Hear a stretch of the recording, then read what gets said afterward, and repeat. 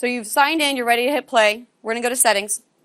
And this is where Charity showed you about the bobbing that we had turned off because you didn't want to do this and make yourself seasick as you were working, right? And you looked at some of the keyboard controls. Yes. Let's go into play. And I'm going to go back to Fantastic Mr. Fox. You guys can find your placing your first blocks if you would prefer. It's really up to you. But we just need to be in-game. And we're going to click, remember the one-time click on your world and one-time click on settings. There we go. So with Fantastic Mr. Fox, the world that I imported from the website had it set up as an adventure setting game. Okay, we didn't get into anything beyond creative. As Charity talked about, there are 3 different settings to the game. The creative is where it's just very peaceful and all you're doing is creating. Adventure throws in a little bit of some limitations, and then you have survival mode, which is your inventory counts. You have lives that count. It gets a little bit more of a true video game type scenarios that most of your students are probably used to. So I'm just going to go ahead and change this back to creative. And I'm going to go ahead and leave it on peaceful. Again, there's some different settings within here if you want to add the extra challenge for your students.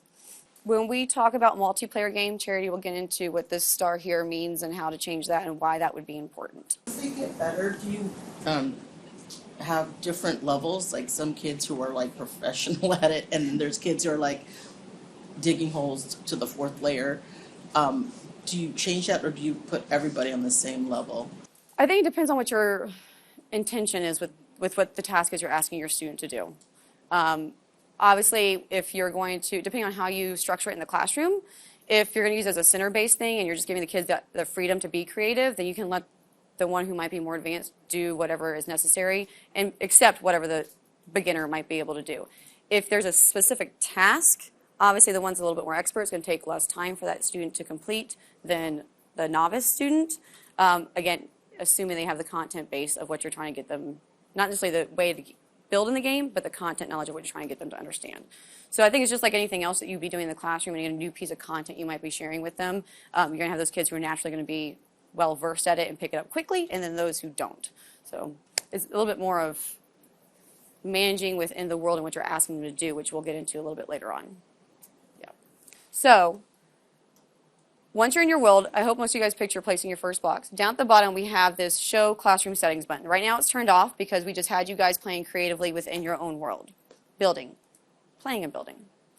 I'm going to go ahead and click this so I show my classroom settings. Now,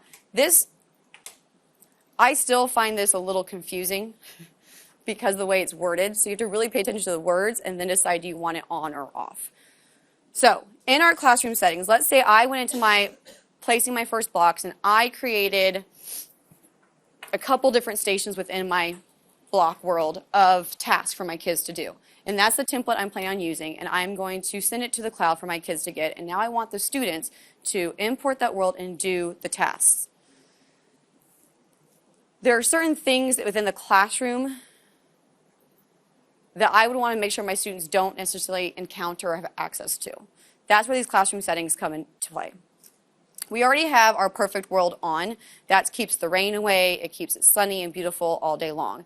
Now, should you want them to experience that, if that's a challenge to the task that you've asked of them, you could go ahead and turn it off, and it does turn night into day, and it brings in rain and other aspects of weather.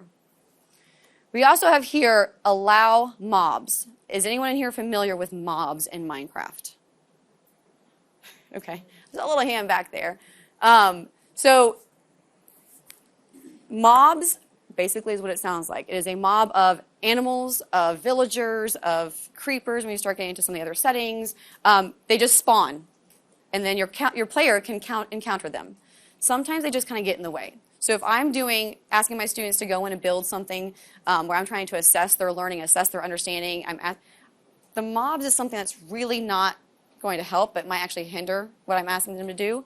So in that case, I would want allow my mobs off. So right now, right is on, right? Right on. So right now, this allows mobs to be created. If I was using this as a template, I would want to go ahead and set it off. Okay. Now, again, right now we've only experienced game build as a single player within the game. When we start talking about multiple player games, this is another reason why we might want to allow mobs off, is if it's on, one player could sneak into the world and send a mob of chickens at another player. Okay, just kind of getting in the way. So our next one is allow destructive items, things like TNT that can blow things up, or I think fire is one of them that can burn things down. Do we want to allow those items to show up in inventory and to be used within this world? If yes, right on, put it on. If not, you can always click it off. Again, these are personal choices that you as the teacher and as the expert in the classroom and creating the lesson, you would want to decide and again have those conversations with the students as they're pulling up the templates and working. Which brings me to my next one, player damage. Again, if it's on, the player themselves can cause damage to themselves if they're the only ones in there, or if there are other players, they can cause damage to the other players who are in that world. Again, you want it on, you leave it on. If not, you take it off. And then our immutable world, again, is like immunity. Do we want to have our player be immune to everything that's happening? Again, this goes into a little bit more of that survival mode, if that's the game mode play that you are in.